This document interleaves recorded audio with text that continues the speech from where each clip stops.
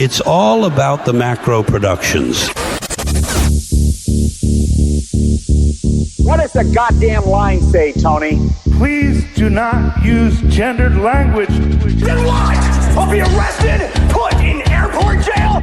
Look, you're going completely sideways, man. It's a big club, and you ain't in it. How dare you? Mr. Speaker, the President of the United States.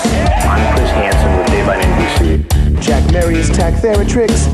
Hi, I'm Spartacus. Jackson, Sacramento, he, him. Steven Seagal. Sex offender guy. I'm Keith Morris. This is Muammar Gaddafi. I'm Rick James, bitch. Sorting through the lies. The hijacker's passport was found blocks from the World Trade Center crash site, if you can believe that. We cannot track $2.3 trillion in transactions. And uncovering the centuries-long plan for world domination. Learning about Cuba, having some food. Let's talk about Chinese people. Have you ever been in a Turkish prison? Swangles and Fort Lauderdale? I have sent 6 of my Libyan missiles to blow up the CS hardware department. Nothing could be more fun than jumping off a cliff with 2 German bisexuals. Oh, you English are so superior, aren't you? Thank you, comrade. And now, Macroaggressions. That's what assholes call it. With your host, Buddy, I don't know who you are, but you're about to get chlamydia. Charlie Robinson. Hey, Whitey, where's your hat? You want to drop the blame on Charlie and say it's all Charlie's fault. He was a retard. I get some goddamn diuretic.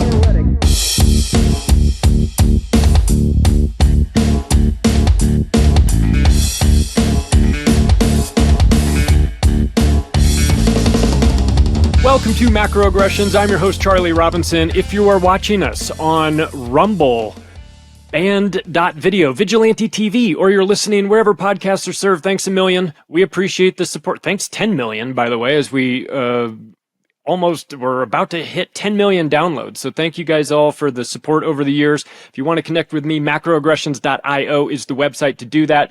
You'll find information about the books, the podcast, the news sites. If you haven't rated the show already, I hope you think we've earned 5 stars. Please scroll down like real quick and give it to us as we fight this ridiculous algorithm battle. And we do it with the best partners in the world, our sponsors. They help to make this show happen. I just had lunch with Ken, the scientist from C60 Power.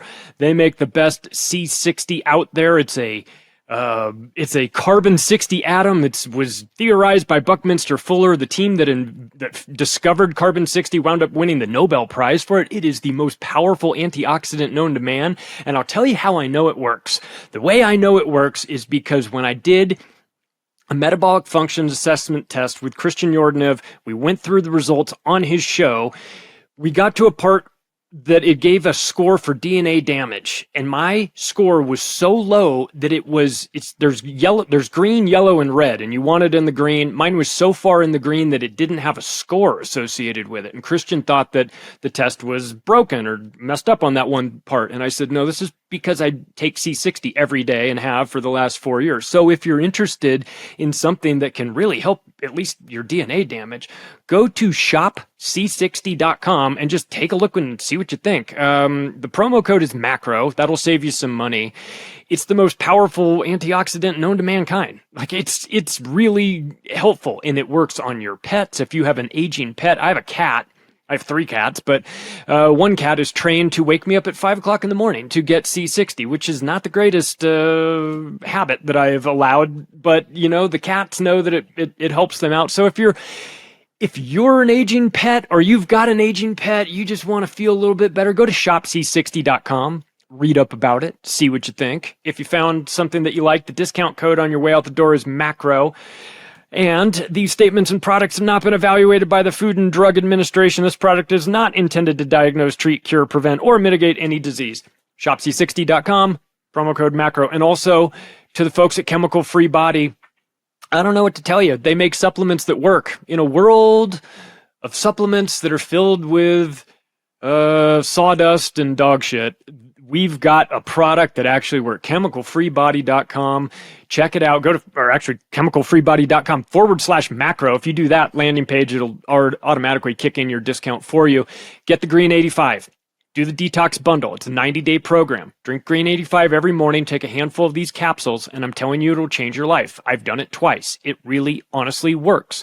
But it depends on whether or not you're ready. If you're ready to take control of your health, you can do it. If you want the water hero that Tim James has built, change the water in your house completely. You can have one installed on the side of your house. You can get pitchers that you can just use, kind of like a Brita or a Clearly filtered or something like that. There's a lot going on. So if you are interested, chemicalfreebody.com/macro.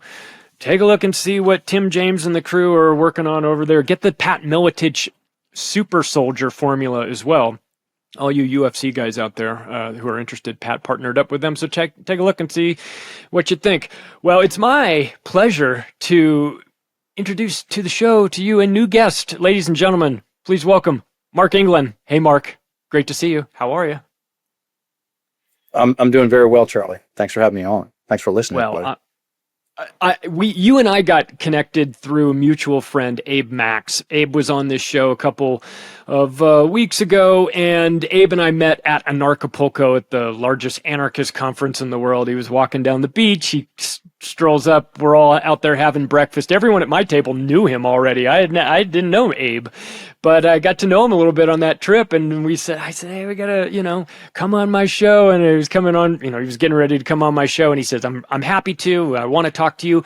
But do you know my friend Mark England? And I said, no, I do not. And he says, well, you got to talk to Mark, right? So he put me in touch with you. So this is why I'm saying I'm really glad that you're on here. And the sort of running theme for me at these Anarchapulco conferences is that you go there and you meet somebody who you would have never met in a million years, and they talk to you about somebody else or give you a contact, and then you next thing you know, you're having conversations with people that weren't even at the conference, just like you and I are right now. I always just kind of take my hands off the steering wheel when I go there and just say to the universe, like, let it all flow, baby. Like, put me in touch with the people I need to meet for whatever the reason is I need to meet them, and we'll do it from there. So I'm really glad you're here. We've got a lot to talk about because, well, first of all, let's do this.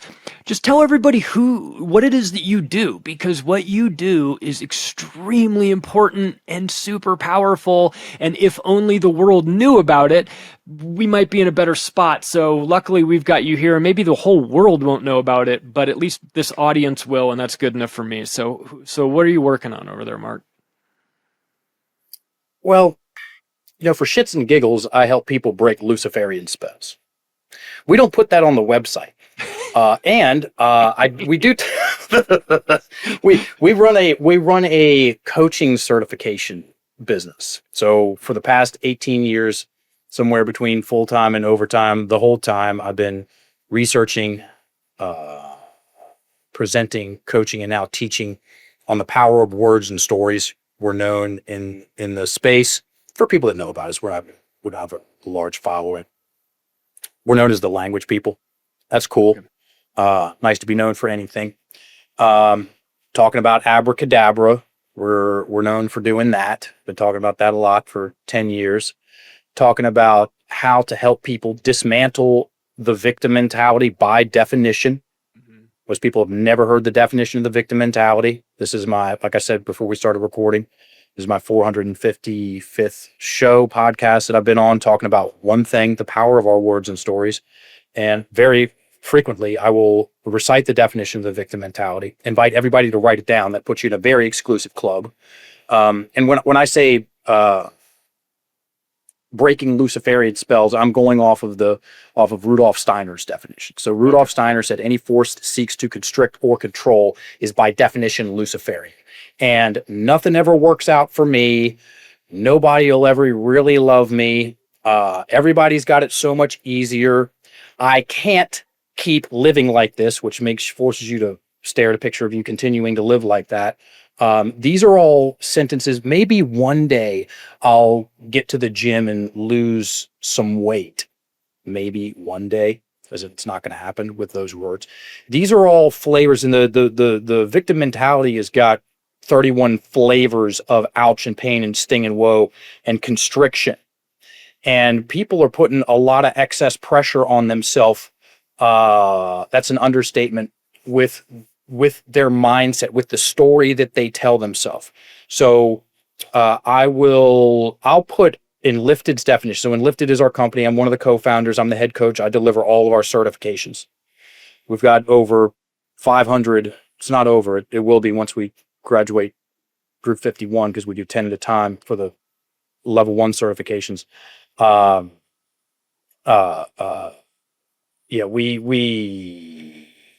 get to that to say. We help people break spells by definition. So Webster's definition of a spell is a word or a combination of words of great influence. And people with their mindset, and Enlifted's definition of mindset, I'll put it up against any definition of mindset out there. It's the most simple. I don't know which one's the best, Charlie. Ours is the most simple. It's the story that you tell yourself. Your mindset is the story that you tell yourself, and the story people tell themselves is usually of a quote unquote negative. It's negative. Sometimes it's downright sinister. And we help people tell themselves better stories, so we can avoid a transhumanistic nightmare. We don't put that on the website either, but that's been a very real conversation in my mind for the past 20 years since I got into what most people would call conspiracies. And my answer to a hellscape that most people couldn't even begin to imagine, which is the end game for the transhumanist agenda. I'd rather avoid that. Yeah. For 1,000 good reasons. And in my opinion, the victim mentality is one of the main components of it, which is why it's so promoted. It's the victim Olympics out there. You know? That's what it really is. It's like who's the most downtrodden? Yeah, exactly. I've been calling it the victimization decathlon, right? There's multiple events you could participate in. And unfortunately, like when we were kids, you know, if you were like a failure or a loser, you would try to minimize that and keep that hidden from the rest of the world. Nowadays, it's celebrated. It's almost like, tell me all of the ailments that you have, all of the things that you, it's like, well, I'm dyslexic and I have ADHD and I'm and I have allergies and I have this. And it's like, oh, tell me all these things. And it's like, you get brownie points for the more ailments that you have. And so that you can say, well, see, the reason why I'm not achieving in life is because I have this long list of things that are holding me back. And you go, well, okay, we all do. It always seemed weird to me that lately, and I suppose it's been happening forever, but lately there's been a real push to sort of elevate those voices. Anybody who's got real big problems seems to get pushed to the front of the line and celebrated, as opposed to, like when we were kids, you would say, no, I want to be somebody aspirational. I don't want to be somebody that's the wheels have fallen off at, by the time they're 16 years old already. That seems very weak to me. But I think as a culture, we've been a lot of people have been suckered into this by, tell me what's wrong with you. Tell me all the things that that are going wrong in your life. And it's like, well, there's a big list of things, but boy, you talk about that stuff over and over again about everything that's wrong with you, and it becomes the thing that's wrong with you. You can't escape it, right? I mean, is the power of words and spell casting, and we know about this from Hollywood and all of this. This is extremely important. Mindset might be the most important component of it all, right? It's to say it's foundational is an understatement. And yeah, when that gets set up and promoted, and that's how, because kids will do, I was an elementary school PE teacher before I got involved in this network, and I've got a degree in education, blah, blah, blah. And what I know firsthand, one from being there and two for teaching, is the kids will do anything for attention. And whoever's getting the most attention, kids are going to mimic that behavior. And if that's getting your dicks cut off, or complain like showcasing and elaborating what like you said, what the biggest problems that you have, or let's say the parents get involved. Munchausen by proxy disorder, I think, is one of the weirdest things going out there. And Why does that afflict mostly white, affluent women? Anyway, that's another conversation. And so then you get everybody trauma bonding together. That's when people sit around and talk about their problems, and you got this problem and I got that problem, and oh, you see me and you understand, and oh, here's some sympathy, and then you can give me some sympathy. Sympathy is one of the currencies it's greasing the tracks towards, well, the Borg. And we could talk about, and I did it on purpose, so I put a bunch of stuff out there at the beginning when you're like, tell us about what you do, and I put a bunch of stuff, just threw it on the wall for your audience. Because a lot of podcasts, I can't come in here, or I won't, because it's there. You speak to your audience and talk about what we're going to talk about, what we've already started talking about, and yeah, you get the trauma bonds going on, and nature usually doesn't, in the long run, reward self-deprecation and the lowest common denominator. It usually finds a way to take it out because it's a weakness. And what is that term saying? Only the strong survive? How about only the creative survive? The strong, the creative, the resilient, the healthy. These are all things. By the way, I've been on the C60 podcast. Those are cool people. Oh, nice. So here's my little formula that I saw, and in my opinion, Ray Charles could see it, that I saw about 20 years ago when I started getting into researching this stuff, which was through organic food. I can get to that story in a second. So here's the formula, and if I'm on, cool. If I'm off, that's cool too. So the victim mentality plus technology plus humanity equals the Borg. Star Trek, the Borg. Man merged with machine. The soul is sucked out. Rudolf Steiner talked about that. Yeah. Talked about it with vaccines. There's no dancing. There's no to remove the correct. soul. Yeah. Exactly right. He said that shit. How did he know that? That guy 100 years is ago, he said wild. it too. 100 years ago. Look that up, everybody. Rudolf Steiner vaccines. There's going to be a vaccine made that will it will decrease the soul's ability to lock in somehow. And I'm a dum-dum with this stuff. It'll make it hard to stay aligned with your soul or have it in you. Anyway, yeah. So the victim mentality plus technology is not going anywhere. Victim mentality plus technology plus humanity equals the Borg. A hero's mentality, an architect mentality. That's what we call the opposite of the victim mentality. Architect mentality plus technology plus humanity equals Star Trek. We're going out into space, whether if the world is round and all that's out there, cool. Maybe we're in the firmament. I don't know. And so it's Star Trek. People retain their humanity. They're making babies the old-fashioned way. The humanness is there. The soul connection is there, and we can evolve in that direction. And so if that's the case, if that's the formula, and I believe that to be true, then I can think of no greater thing for me to do with my time than focusing on helping individuals and groups of people dismantle the victim mentality. Is this a good time to recite the definition of the victim mentality, Charlie? It's a great time. Okay, cool.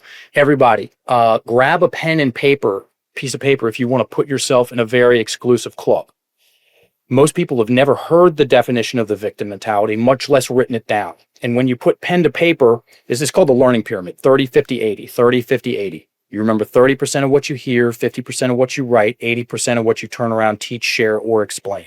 So I'm going to recite twice the definition of the victim mentality. I'm going to do it slow the first time and then speed it up and give some context to it. And then I'm going to give you an example of a woman that I worked with somewhat recently who said, I've had the same relationship with 5 different men, and we tracked that down to a series of events that happened with her and her dad. Formative years. They called formative years for a reason. And then in those stories, we got to the linchpin sentence, the spell that held the whole thing together. And I'm going to share that with you. So it'll give you an idea of, some of y'all will have an experience with it, like an emotional experience. That's cool. We're built to feel. of what happens when you change words. Certain words force us to create the dreaded victim-villain dynamic. So here's the definition of the victim mentality. Slow, and then again, the second time I'm going to speed it up. The victim mentality is an acquired personality trait where a person tends to regard himself or herself as the victim of the negative actions of others, even in the absence of clear evidence. Okay. The victim mentality depends on a habitual thought process and attributions. That's the verbatim definition of the victim mentality. Here it is, a little faster with some context. The victim mentality is an acquired personality trait where a person tends, it's a tendency, sometimes it's up, sometimes it's down. A person tends to regard himself or herself or zerself as the victim of the negative actions of others, even in the absence of clear evidence. Like that, Charlie.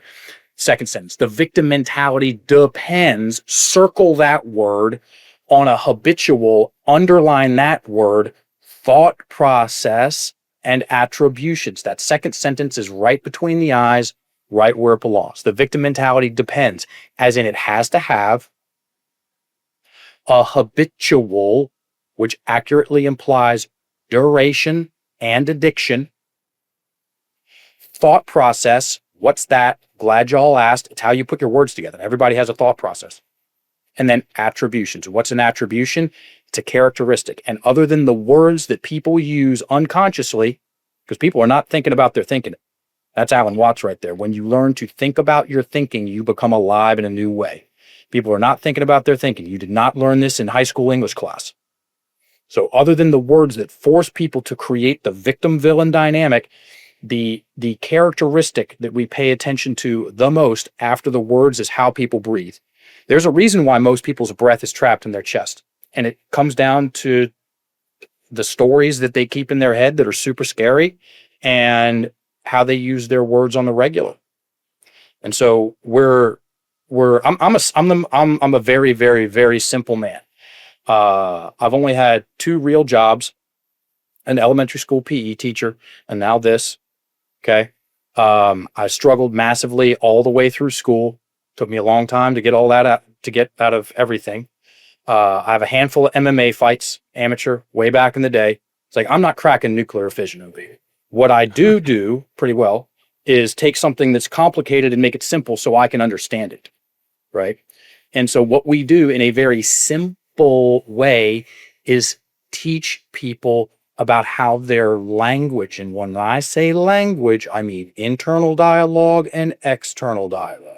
What we think, say, and write, how those words influence us for better or for worse and other people in our lives, because we make sounds of people all the time, and it influences them, trust me. Abracadabra, with my words I create, with my words I influence. Abracadabra does not mean magic, everybody. It's Aramaic. It's an ancient word and principle. It translates to with my word I create, or with my word I influence. And they would triangulate it and wear it around their neck to remind them of the power in the spoken word. And we just throw words around and, not think about our thinking. So that right there, if y'all wrote that down, you're now in a very exclusive club. And here's an example of what I'm talking about. This woman came in and she wanted to work on her relationships. Okay, she was on her second or third divorce. And she said, I've had the same relationship with 5 different men. So we got into some of the specifics of those stories, which created some feelings and emotions. Feelings and emotions of not being good enough. I'm going to sound smart for a second. We all know what not being good enough is. There's a name for it. There's the fear of not being good enough. Atelophobia. Atelophobia is the fear of not being good enough. Tony Robbins knows a thing or two about all this stuff. And he said 95% of everything comes down to that. And I'm right there with her. He's right. And so she had this fear of not being good enough, not being worthy, had a fear of abandonment because her dad left. And we got some of those stories down of her parents fighting, and when they were sat down and in the kitchen. Half the time it happens in the kitchen. The kids were told they're getting a divorce. It's usually a very before and after moment for people. And we wrote that story out because we're big into writing. Big difference between stories kept in the head and stories written down. And the main culprit sentence in that story was this. Everybody write this down for shits and giggles and an experience. Some of y'all are going to have an experience with this. This is what she said. If my dad had loved us more, everything would have been different. If my dad had loved us more, everything would have been different. I say that 3 times for effect. If my dad had loved us more, everything would have been different. And I had her repeat that, so she's staring at the picture that it created. Because 2 + 2 = 4. If my dad, that's one component, had loved us, another component, more, everything would have been different. So dad's in the picture, everybody's in the picture. He's either doing something to them or not doing something to them. Either way, it's bad. He's the villain, they're the victim. 2 + 2 = 4. It's going to happen every single time. You're wasting my time. Same thing. They're in the picture, I'm in the picture. Versus, wait a minute, I'm wasting my time. Who wastes more of our time than us? It's not even a close second. But we can blame people all day long, depending on how we put our words together. And so I had her repeat that sentence. If my dad had loved us more, everything would have been different. She was feeling the feels. And I said, take your pen and scratch out the word us and put in the word himself. Yeah. It's like somebody hit her in the face with a brick. Yeah. For the right reason. And she had this, her eyes got really big, and then these waves of emotion and release came out of her. All that pressure, tension, tightness, trapped breath, heaving, crying. If my dad had loved himself more, everything would have been different. Yeah. There's a formula for taking shit personally, and it's in our language. It's embedded deeply into our language. And I don't know whether it's just some strange phenomenon of evolution or some weirdos got around and cooked up how to let's get people to trick themselves about their power and give it away, quote unquote, give it away, and we'll get them to create a prison planet for themselves in their own mind, and we won't have to do shit except sit over here and create fiat currency and write bunch of weird laws. And so she got all of this out. She was like, it's true. If he didn't love himself, and the way he treated us, it wasn't about us, it was about him. And then we kept going. Everything would have been different. Take out everything, put in he. If my dad had loved himself more, he would have been different. And now what that does, if you think about the imagination, the pictures that it extracted, it took them completely out of the picture. Now it's just him and him. Right. And that woman walked out way lighter and way brighter. And that's one of many examples of stories of how we help people liberate themselves. And I mean, I suffered full this when I first got into it. Most people would claim conspiracies. I hadn't done any work on my mom's story, my dad's story, the guy that kicked me in the knee when we were just warming up and jacked my knee up. And so I had to get my second knee surgery over there in Thailand, and my fight career tanked and all these things and all the villains that I'd created on a personal level. And then I started layering in Monsanto and chemtrails and vaccines and the Illuminati and reptilians, because that's how it went. I moved over to Thailand. I'll tell this story real quick and then I'll shut up and take us wherever you want to, Charlie. So I think I'm tough. In 2002, I moved to Thailand. I thought it was going to be over there for 1 year. I ended up living over there for 10. Still sounds strange to say. And the plan was go over there. I won a couple of state championship kickboxing titles and was doing okay on the amateur MMA scene. Let's go over there for a year, polish up my Thai boxing skills, come back and go pro. So I go over there and the wheels come off. I have my second knee surgery. The whole thing tanks, and I turn that story into the worst thing that's ever happened to anyone. I used it as a final piece of damning evidence in a case that I was secretly making against myself, that I was not good enough. There was something wrong with me. I don't know what it is, but there's something wrong with me somewhere. I'm doomed to fail, blah, blah, blah. And now I've got the proof. It's over. I am a loser. Confirmed. And so after about a year of not laughing, I go to this spa. I was living in Bangkok. I was teaching elementary school PE, and they were doing these cleanses, these detoxes down on an island called Koh Samui. And there was all organic food. Everybody was talking about all the weird shit. And I come back. I go and do a 7-day cleanse. I'm like, oh my God, I do feel better. I might have a chance to get out of this. And so I come back. I start researching organic food, and it was those websites. Remember when the links were on the side? Yeah. And it was like, you got to eat organic. And then over on the links were, it was like, fuck Monsanto. And I'm like, what's Monsanto? It's just a rabbit hole, dude. And then I read about Monsanto, and I'm like, oh my God. And then on those websites, it was, fuck the vaccines. I'm like, what the hell? I got vaccines when I was a kid, and I read about the vaccines. And on those are the vaccine websites, then it's fuck chemtrails. And I'm like, what's a chemtrail? This has all happened in a matter of 2-3 months, and then chemtrails to the Illuminati, and then the Illuminati to reptiles, and then I'm reading David Icke books, and I got steam coming out of my ears, right? And I've been in the weirdo camp since 20 year plus, 23 years, full on. Nice. I told my parents, I told them, there's this thing coming. This was in 2012, 13. They'll talk about it forever. They thought I was Captain Crazy. There's this thing coming. QR codes, forced or compelled vaccines. All the news outlets are going to sound the same. Did I say lockdowns? The whole thing showed up. And it's just because I was reading people that read their white papers. The whole thing showed up just like it. And I was just sitting here. As soon as that thing dropped, I like AK-47s. There's just something about the platform, you know? And so I'm sitting here waiting out at the farm with my freeze-dried food. If anybody had showed up with a bunch of vials, they were going to get 7.62 by 39 shoved up their ass, and I'm going out with them. Like, okay, we're all going to die. I'm just not playing this game. I'm not doing it. There's no scenario that I could, under any kind of, jump out from behind a dumpster. Okay. Roll up on a checkpoint. Now let's just make a bunch of noise. Okay. Blaze of glory. But I'm not doing it because I know what's behind it. Yeah.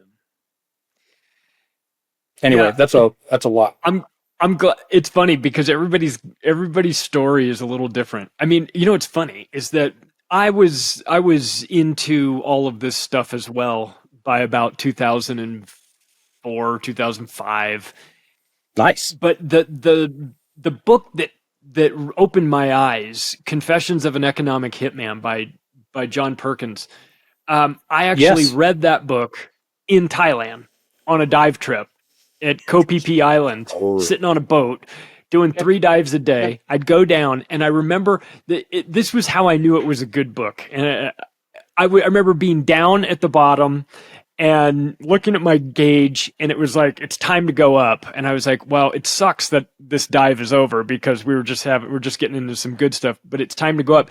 At least I get to continue reading that book. That was what I was telling myself. So I remember reading that, and it changed my life, and it added the whole economic component to it. And then led me down the path. And now I'm reading David Icke books as well. And I'm watching his videos, and flash forward on my little personal journey to this February, me standing on the stage at Anarchapulco, emceeing the event and doing a live interview with David Icke over my shoulder on the big screen, with the live audience there, asking questions from the crowd and doing this and it's the second year I've done it with him. So it's like, I look back on my sort of evolution of this whole thing.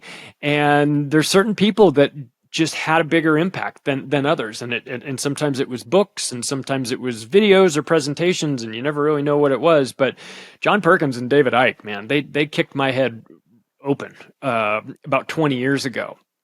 And I started to see things differently. I'll always appreciate them for that.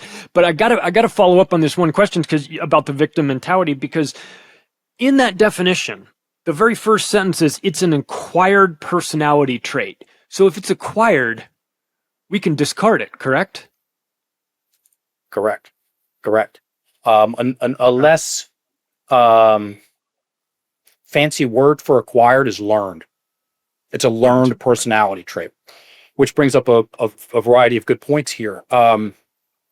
You could also say inherited accurately, because we inherit our language. Most people, it's an interesting thing to contemplate language as an inheritance. Most people think it's, a little bit of cash, hopefully, when the parents croak, or if you get, your eye color, something along those lines.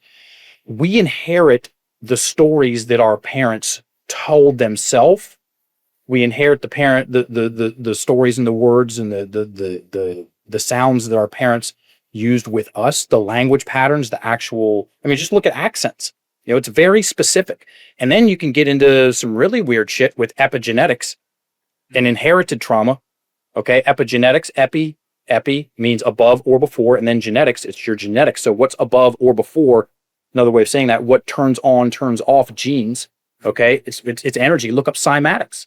Cymatics, somebody's feeling a certain way, that's an energy imprint, and it's going to affect the geometry in their geography, as in how they go about living their life. And you change the frequency in cymatics, and you will change the pattern. And yeah, so it's a learned personality trait, often at an unconscious level, because who would want to model victim-centric behavior knowing what the outcome is, which is pain and suffering?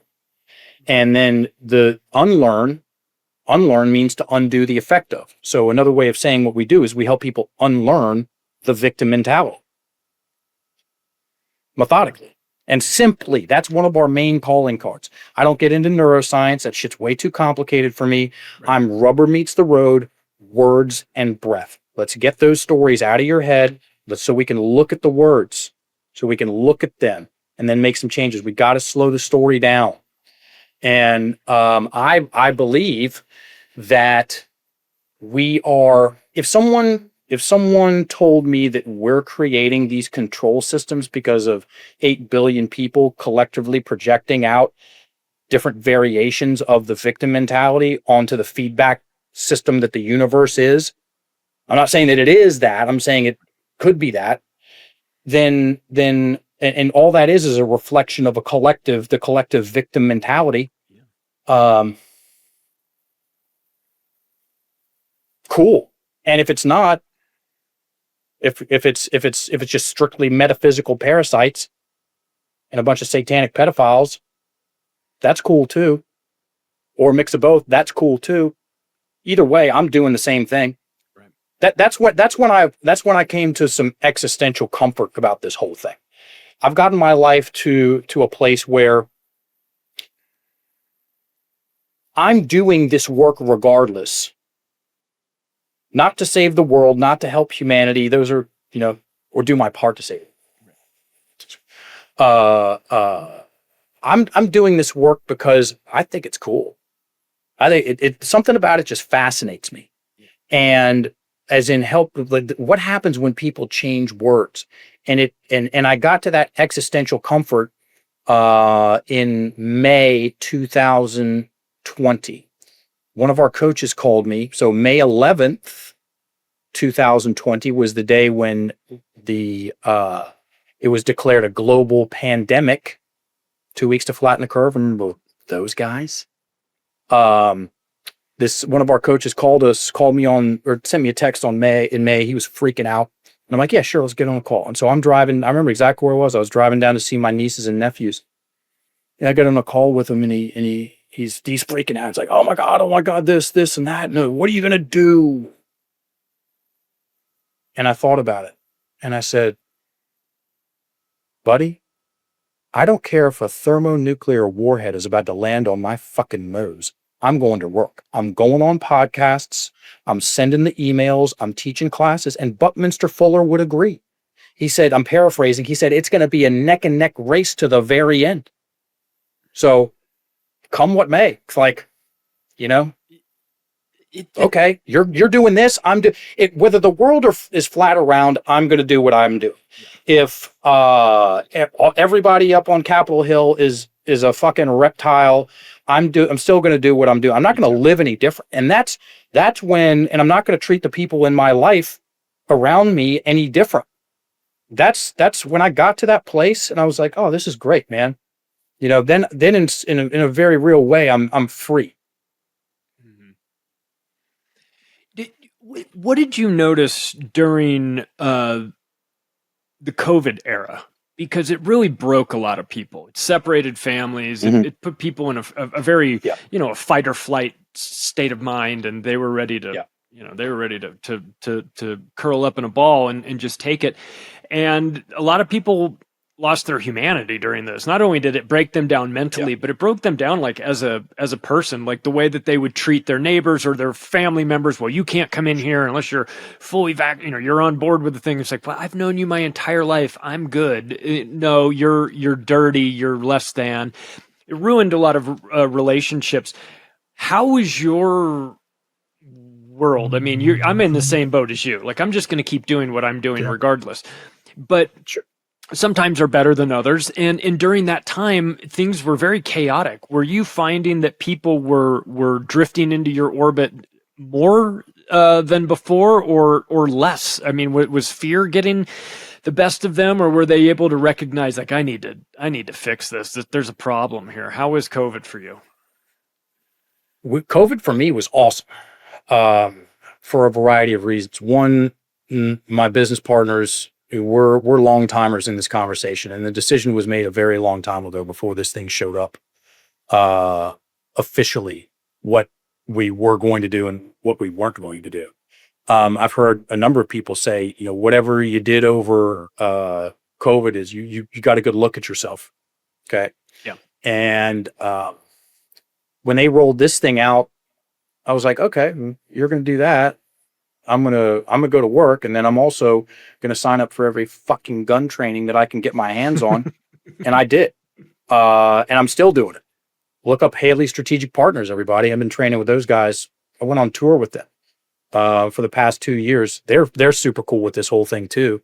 I set a company record, a training record. I went and did 19 3-day trainings with them. And these are 10 hours a day in 18 months. I was the first student they've ever had to hit 500 hours, much less in 18 months. Because I work online. I just take my stuff with me. Right. Yeah, I had, we've got some acreage here in Virginia, and I had a plaque made. It says Slate River Range, and we got steel out to 300.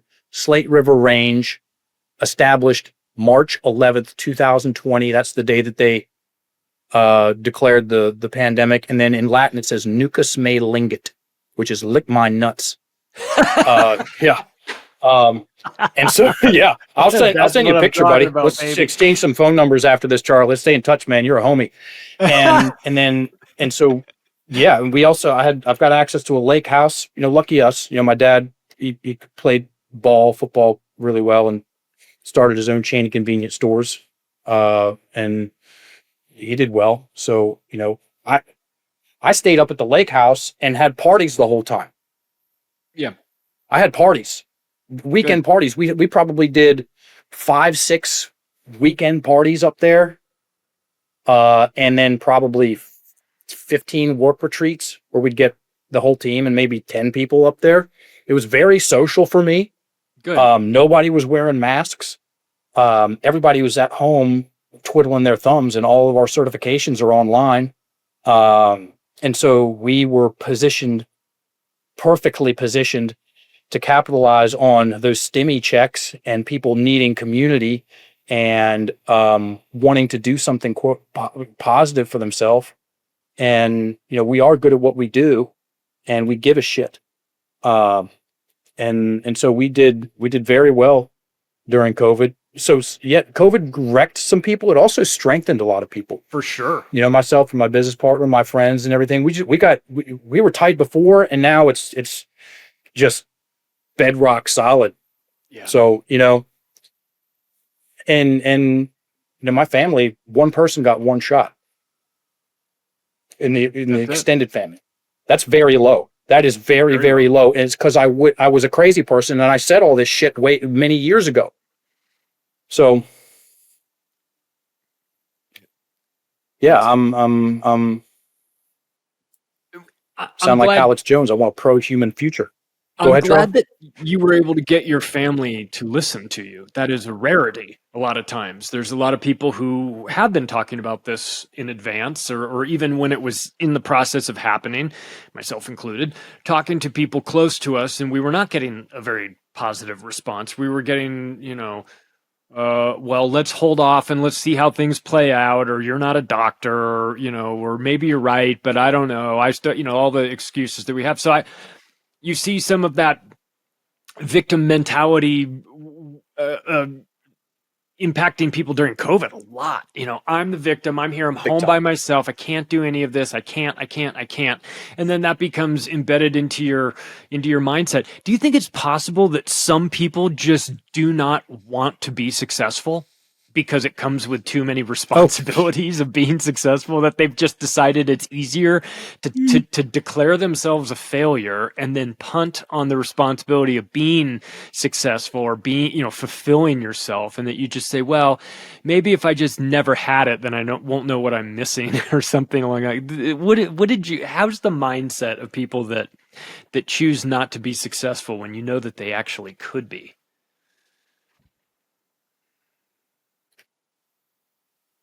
I'm not sure. I'm sure there's a name for it somewhere, and I have a copy of the DSM-5, which is look up the DSM-5. There's titles and labels for all kinds of anything you could possibly imagine. There's a label and some meds. I'm sure that there's a phobia for success, the fear of success. I'm sure it's got a name somewhere. Yeah, I mean, cognitive dissonance. I mean, it's a very real thing, and the stronger people's victim mentalities are, the harder it is going to fight them for. It's hard. The harder it is, it's going to fight them when it comes to being successful. Absolutely, many people are much more comfortable and will do Cirque du Soleil mental backflips to create excuses for mediocrity. There's that. And then there's also sunk cost, you know, psychological and emotional sunk costs. I've been listening to my doctor, you know, all these years, right. You know, for me to go on alternative websites and disregard. I mean, I know I can think of 10 people that I would have bet everything they would have said no to the vaccines. Yeah. For a variety of reasons, said yes because their doctor told them to. Or not that anyone said anything to them, they just made it up in their head that people at work would judge them. No one at work judged them. They created this scenario in their head, a hypothetical situation, and then went and got the whatever was in those things, some nanotech for your ass, and then they were mad because no one ever said anything. They talked themselves into it. I mean, we've got an apple orchard out there. I'm no doctor. I'm the exact opposite of a doctor.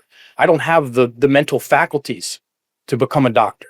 I'm not that smart. Never will be. I was in retarded kid classes in middle school. Seriously. And there's some good kids. And this one guy, he football player. He was about 60, you know, ran some local prisons around here. Good God. Good dude. Very well respected. Got the shots a couple days later, stroked out, blood clots in his lungs. And it turned it. This is my favorite. I've got a number of good stories like this. Turned the top of his skull to mush. How? He's out there in our family orchard with a yellow hard hat on, picking apples. Because of an apple, his doctor said, if you go outside and there's any opportunity for anything falling on your head, including an apple, wow, you'll die. He had a hard hat on. I saw it with my own eyeballs out there because if an apple, he had a hard hat on because if an apple fell on his head, he's a dead man. And this dude was big and strong and like an athlete, an old school athlete. Right. Dude, what in the hell no one's going to prison about that shit? No.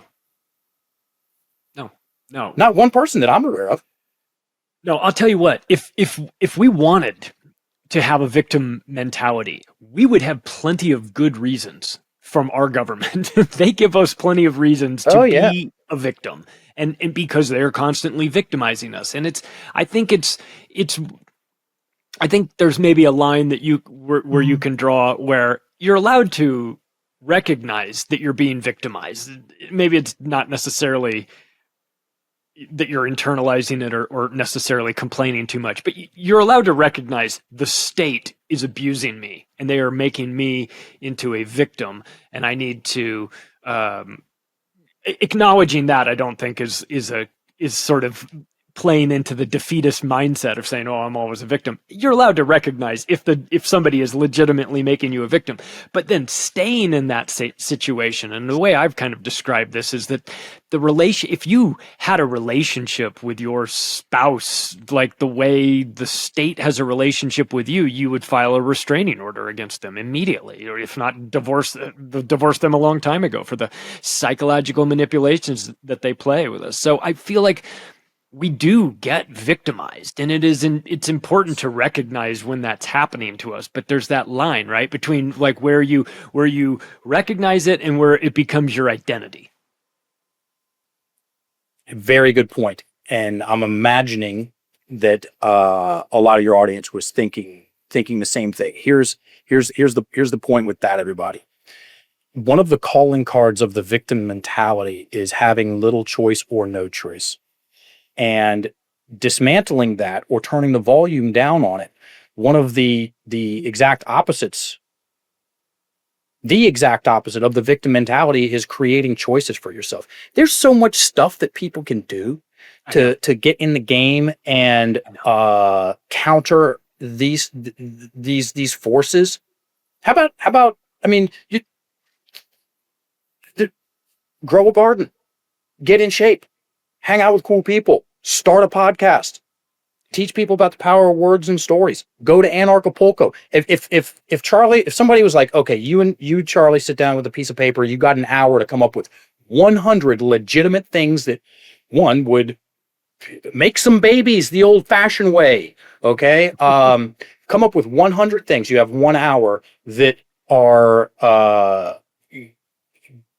antithetical to the transhumanistic agenda. We could do that in 15 minutes. Yeah. And oh, by the way, you'd probably enjoy all that stuff. It's I mean, at the end of the day, it's about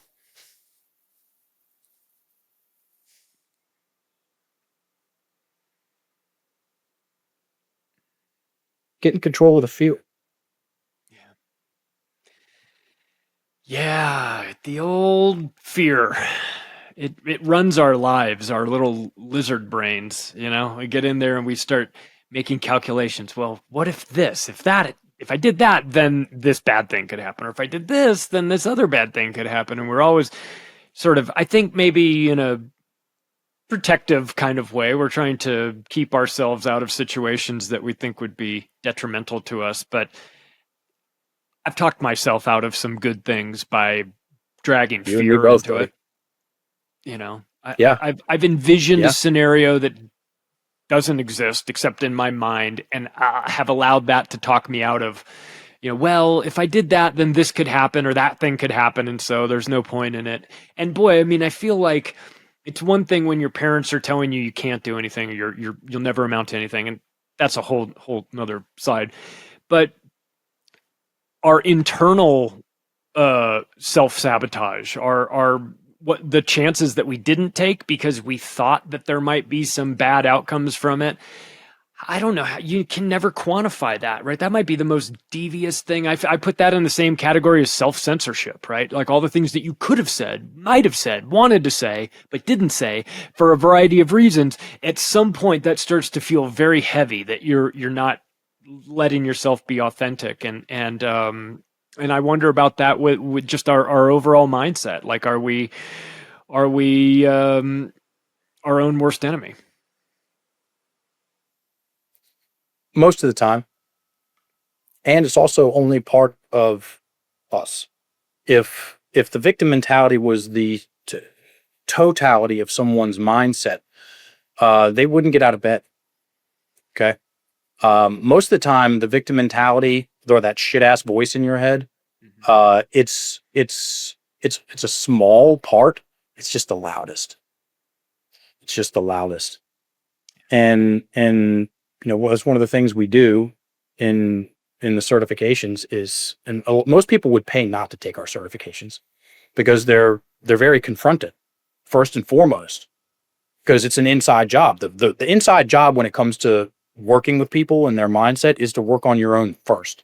And in the second class of our level 1 certification, all right, everybody, raise your hand if you've got a shit ass voice in your head. You heard it you've heard it before, maybe you heard it yesterday. Every single person that's walked in our doors has said yes to that. And I'm not surprised. And we pick up a pen, even though it feels like it weighs 600 pounds, and give that voice a name and write a couple paragraphs about all the not so sweet nothings that it whispers and quite often yells. And that's an important point when it comes to making improvements to your mindset. The definition of a spell, not mine, Webster's, is a word or a combination of words of great influence. And the number one way to break a spell is to write it down on paper, even the stuff that you're not so happy about, or you're scared about, or you're embarrassed about. And then we get that voice titled and written out and do some things with it. It's so much easier to deal with the words when they're on paper versus in their head. And I'm journaling. Journaling is one thing. This is something different and specific. How much time do we have? As much as you need, man. Okay, cool. Can I walk the audience through an exercise that will turn the volume down on big picture then and fear and the technical term is called catastrophizing? Yes. Okay, cool. Please do. I'll do that in about 5 minutes, and then say again. I said, yes, please do. We all need to turn the volume down on our head sometimes. That the internal voice sometimes needs to take a break. Okay, perfect. We'll walk through this exercise, everybody. It's very simple. It's 4 steps to it. And then if it's okay, because I do have a pretty good Alex Jones impersonation, share the story of how I went from Amish country, Virginia, to on InfoWars. You better. Okay, my man. Okay, everybody. So this exercise, it's the title of it in lifted under the Unlifted Method umbrella. It's called catastrophizing, and it's the exact opposite of what most people would think to do with a story of ouch and pain and sting and woe. So I'm going to walk you all through it. So I'm pretending, this is what I'm doing over here on my headset. I'm pretending that everybody's listening to this. They've got a pen and a piece of paper. I want you to give it a title, the worst case scenario that you can imagine moving forward into the future. Okay. We're going to turn the volume down on the fear and we're going to unlock the breath. I want you all to write for 5 minutes. Okay. Hit pause on this once I'm done with this first. We were on Danny Morell's podcast about 3 months ago. He gets maybe 250,000 downloads per episode. And we did this exact same episode, got a ton of great feedback on it. We're not specifically catastrophizing. Title the worst case scenario, and I want you to write for 5 minutes, conversational writing. So writing as if you were telling the story, erring on the side of more detail than less, full sentences with punctuation. I don't make the rules. Half sentences and bullet points doesn't cut it.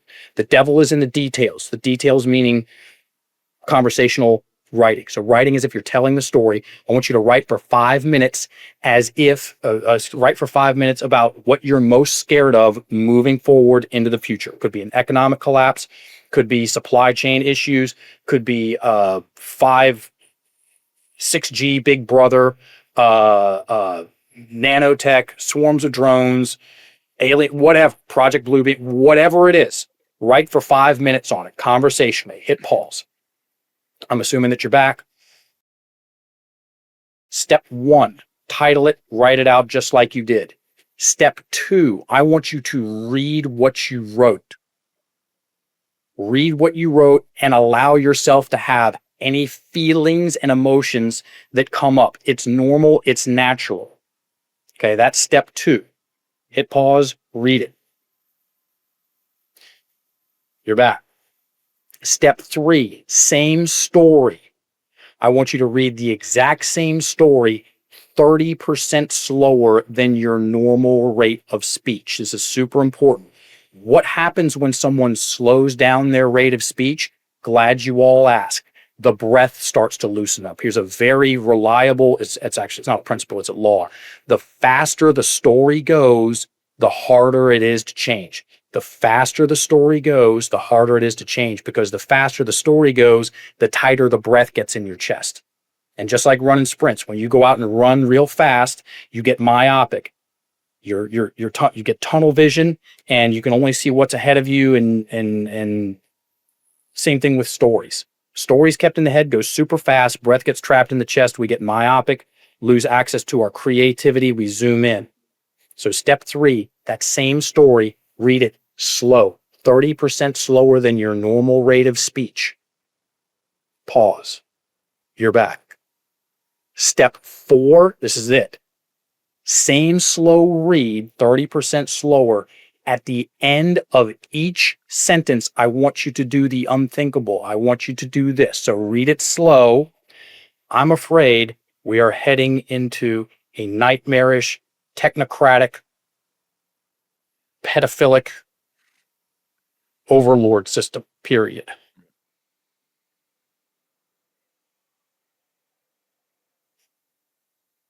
And then read the next sentence slow and get the breath in there. Full in, full out. And then read the next sentence, full in, full out. And read the entire story slow with the breath in between each sentence. Pause. Here's what's going to happen. We're talking about the mechanics of storytelling. Stories kept in the head, which is where people keep their scary stories. Breath trapped in the chest. Picture is in your face. Wherever you go, there you are. Pick up the pen, even though it feels like it weighs 600 pounds, write it out, and loosen up the breath. As the breath descends, the picture zooms out. It's mechanical. If you're watching this on Rumble, then you understand why I just got muffled. The picture zooms out, and you go from the participant to the observer. And that right there, everybody, will massively decrease the fear. And if you want to navigate, fill in any apocalyptic scenario, the better you breathe, the better you do. If you breathe well, you're going to make it. If your breath gets trapped in your chest, you're fucked. I don't care what it is. If you get a call from someone who you've been, having some fun with and they're pregnant, I may or may not have had that experience recently. Or how about when your dad dies? September 6th, 2 years ago, my father died. Right over there in that room. I pronounced him dead. And because I was able to breathe well, I navigated that whole thing the way he would want me to. He was an entrepreneur. And I didn't tell anybody for a week. I went to work. I was on a podcast 3 hours later, a big podcast. I made all my classes. I made all my sessions, all the work meetings, all the podcasts. I didn't tell anybody till the next week. And all hell was breaking loose in the house, in the family. Right. Okay. And I'm out here doing what I'm doing right now because I know how to breathe pretty well most of the time. So yeah, we're known as the language people, and might as well be known as the breathing people, because it's about the breath. If you breathe well, you'll do just fine. regardless It's of what so it is. important Charlie. too.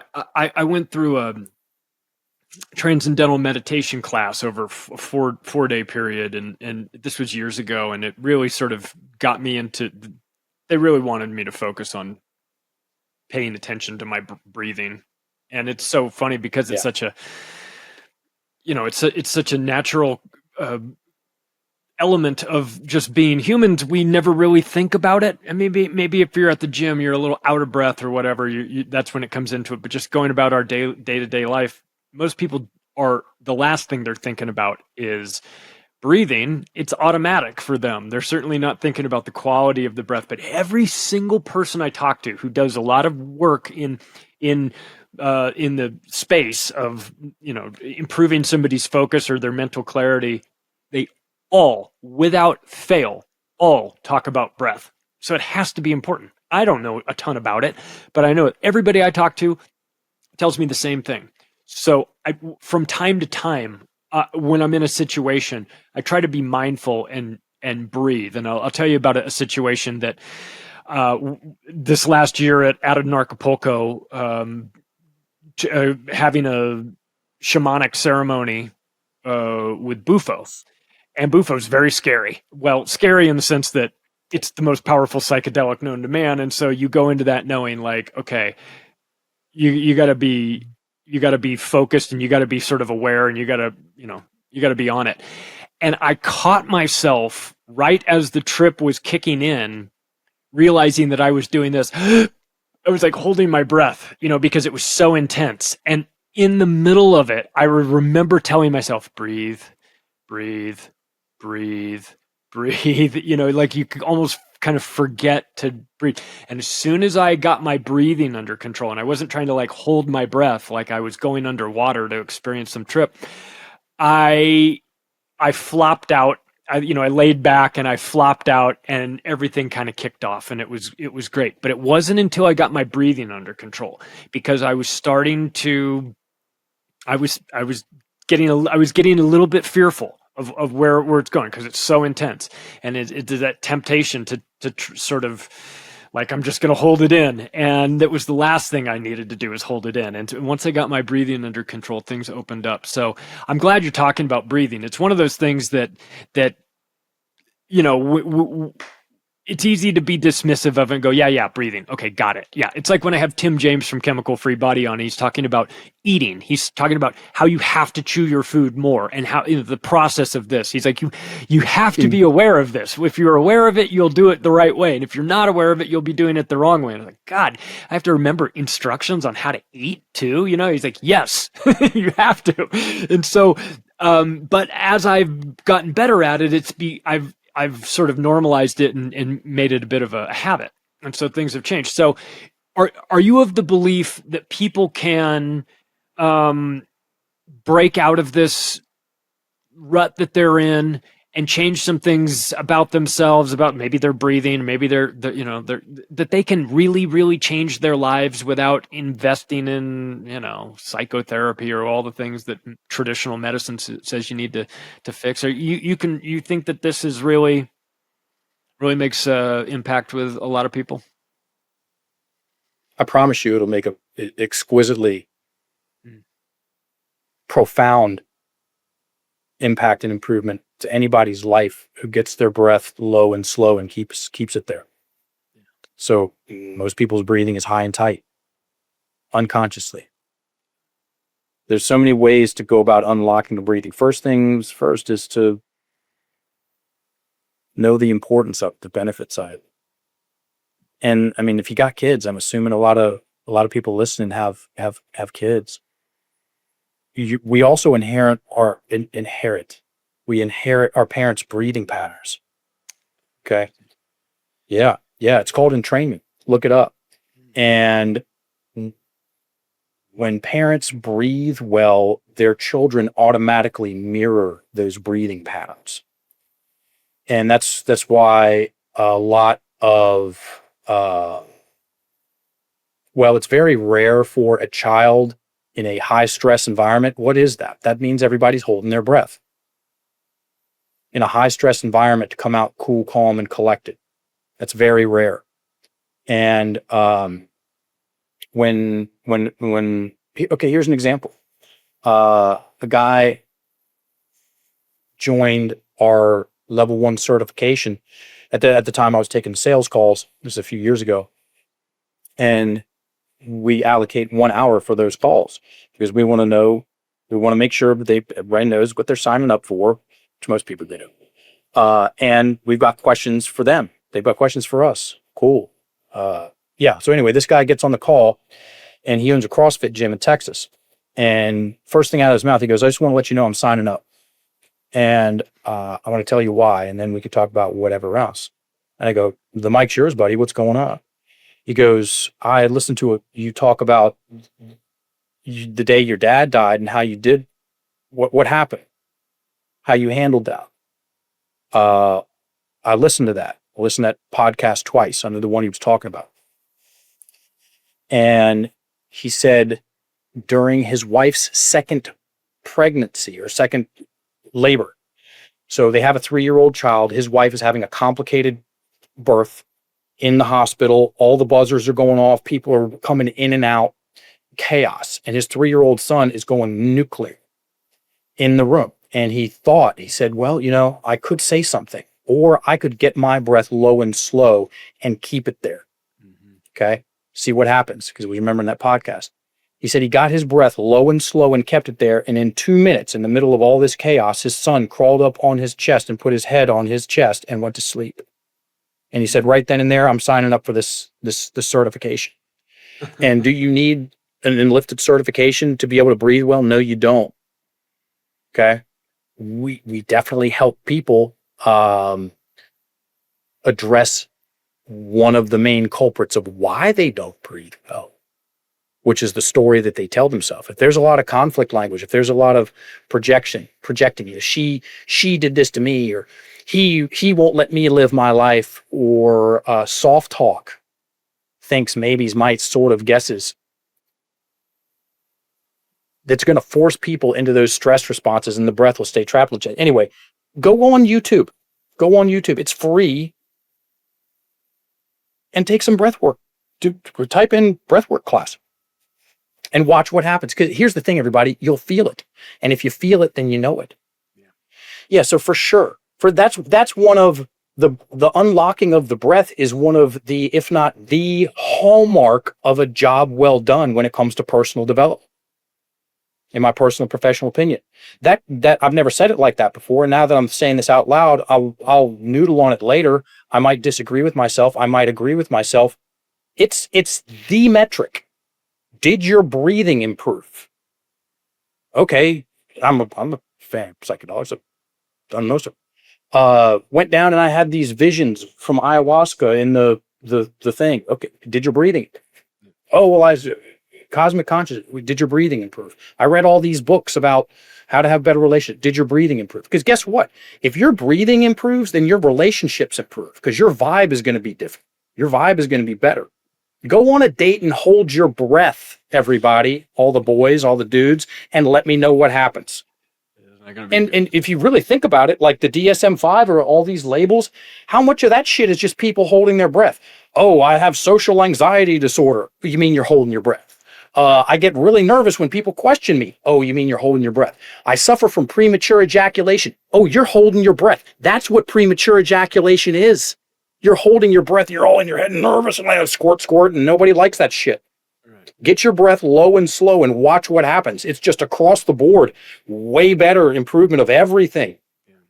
Such a fixable thing too. It's one of those. Thank you. Thank you. He just said it better than I did. It's a component you can really incorporate into your daily life, and measurably so. I mean, you can pay attention to your breathing. Let's do this. Let's wrap up with your Alex Jones story. I got to hear this. Tell me how you wound up from coming from your, what you do and the way in which you do it.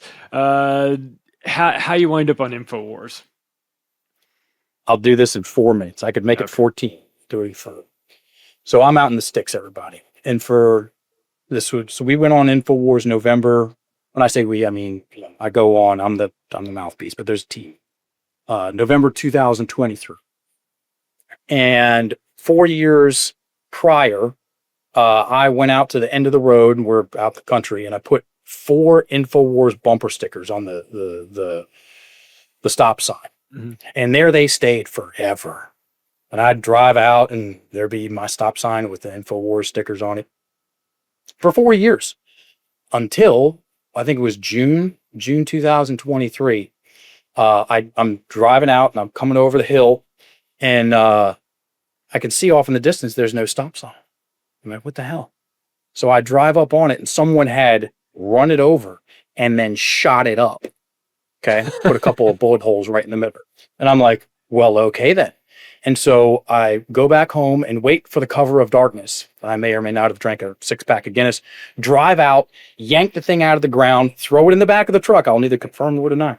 And then take it over to the boys' shop across the street and saw it off. So now I've got this stop sign that's all bent with a couple of 9mm rounds right in the middle, and these InfoWars stop signs, stickers on. I'm like, this thing is just the coolest.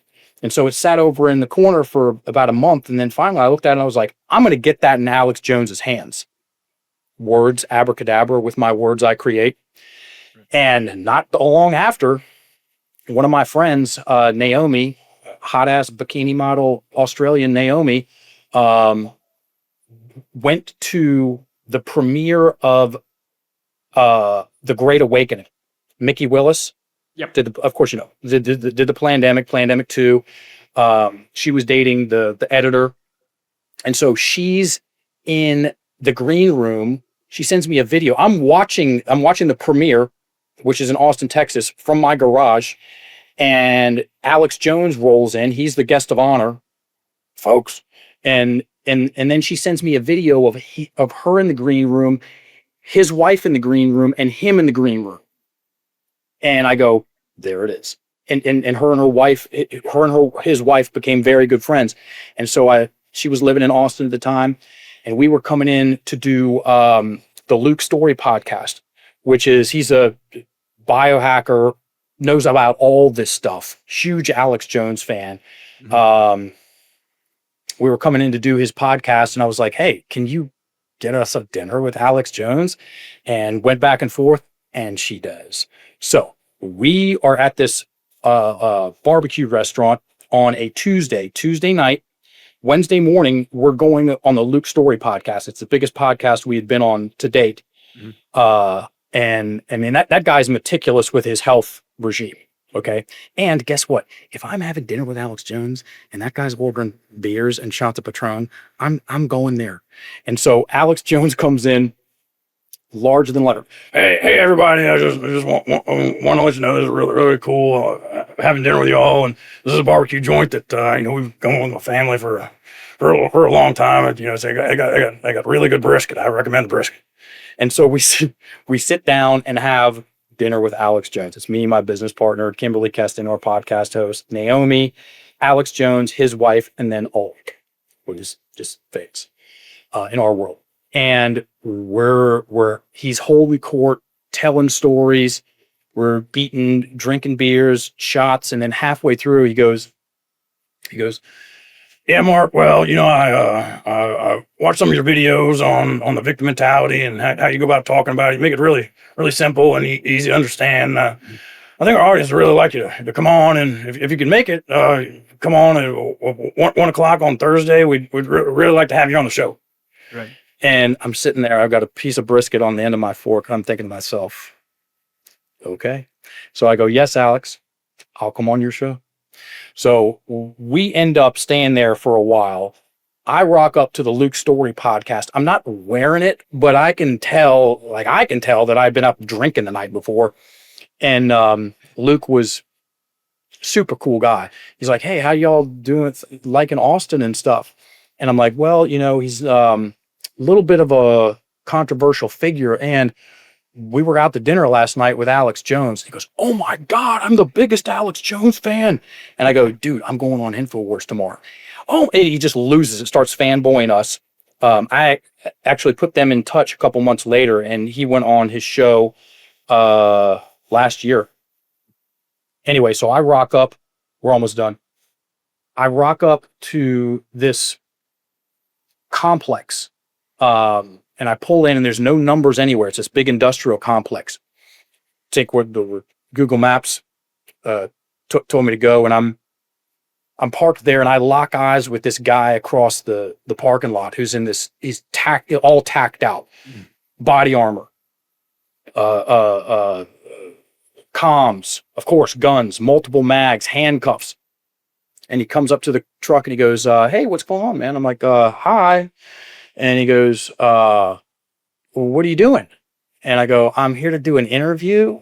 And he goes, "Who with?" I go, "Alex Jones, InfoWars." He goes, Alex Jones. I don't know. Maybe you need to go across the street. I'm like, "This is where they told me to go." And he goes, "Do you have a point of contact?" And I go, "Blah, blah, blah." I said the woman's name. He goes, "We've been expecting you, Mr. Raymond. Please pull in that parking lot right there."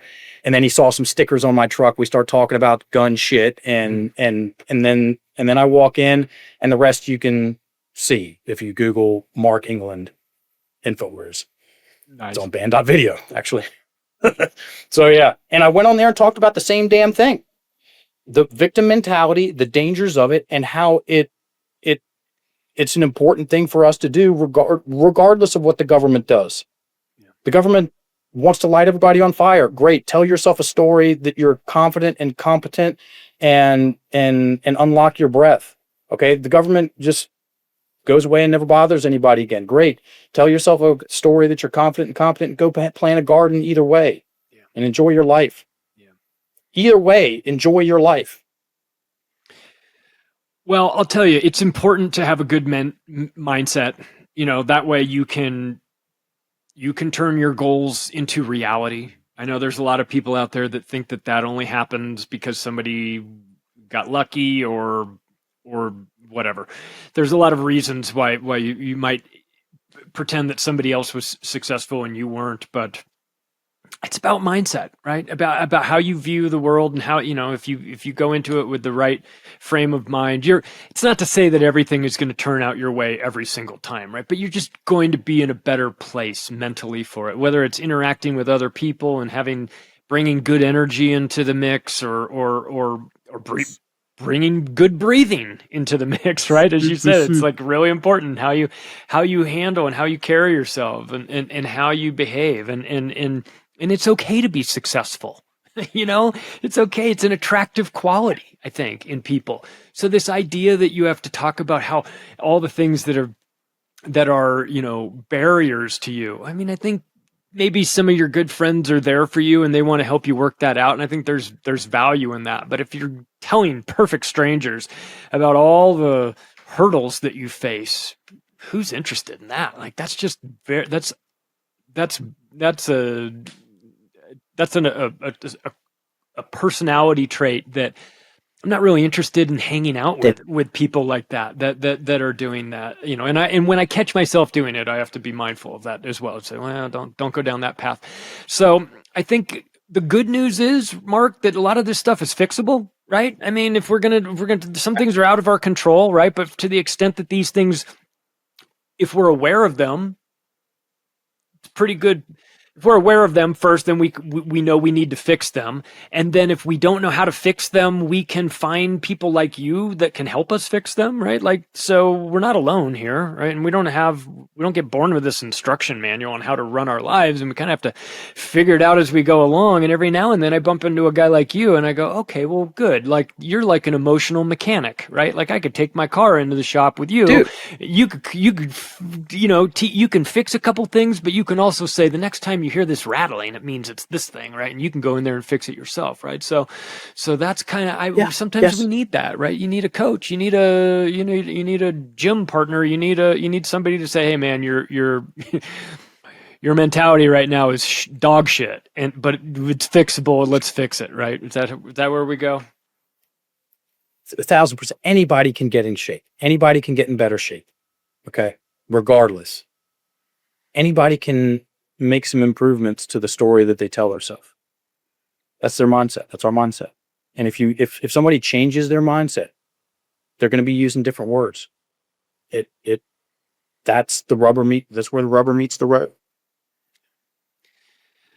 Well, I'm really glad you came out here. Let's wrap up with this. Tell everybody where they can find you, because I know a lot of people are probably thinking, all right, I need to know more about this. I need to see if this is a good fit for me. Hopefully it is. I think people will. Tell them where they can find you. Tell them where they can find the podcast, where they can, we already know where we can find the Alex Jones clip. We'll find that on YouTube somewhere. But our website is enlifted.me, www.enlifted.me, and Instagram @enliftedcoaches. If you send me a message on Instagram, I reply to all of them. I'm not allowed to post. I got myself in trouble a while ago, and I was like, that's okay, fine, I won't post anything. And yeah, that's us. Well, I'm glad you guys are there. I'm glad you guys are fixing people who, likewise, who need some help. I guess the first step in this process is realizing that you have some components that need to be fixed. That's okay. We all do. There's no shame in that, right? It's better to address them, start the process of fixing that, and get yourself on the right path and moving towards a better version of yourself. That's Mark England, everybody. You can check him out at enlifted.me. You can catch his podcast, Enlifted Podcasts, with his partner Kimberly. You can check that out. And if you want to connect with me, macroaggressions.io is the website, the best place to do that, to find out information about the books and the podcasts and the news sites. Thanks, everybody. Talk to you again soon.